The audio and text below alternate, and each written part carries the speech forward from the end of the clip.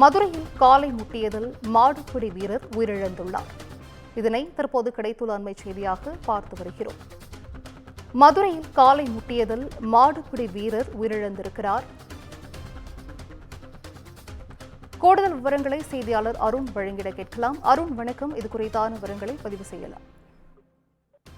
சிந்து, மதுரை மாவட்டம் அலங்காநல்லூர் அருகே அமைந்திருக்கக்கூடிய கீழக்கரை பகுதியில் கலைஞர் நூற்றாண்டு ஏறுதழுவல் அரங்கத்தில் கடந்த 11 மற்றும் 12 ஆகிய 2 நாட்கள் ஜல்லிக்கட்டு போட்டியானது நடைபெற்றது. இந்த ஜல்லிக்கட்டு போட்டியானது தமிழக துணை முதல்வர் உதயநிதி திருநாளை முன்னிட்டு கிழக்கு தொகுதி சார்பாக நடைபெற்றது. இதில் பத்திரப்பதிவு மற்றும் வருவாய்த்துறை அமைச்சர் மூர்த்தி ஜல்லிக்கட்டு போட்டியை துவக்கி வைத்தார்.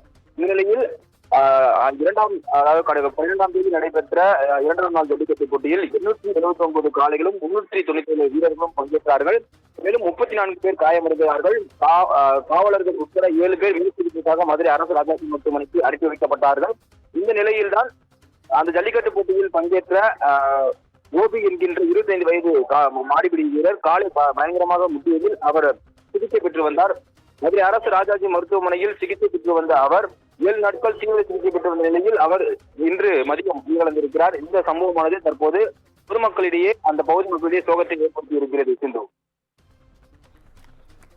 விவரங்களை வழங்கியமைக்கு நன்றி அருண்.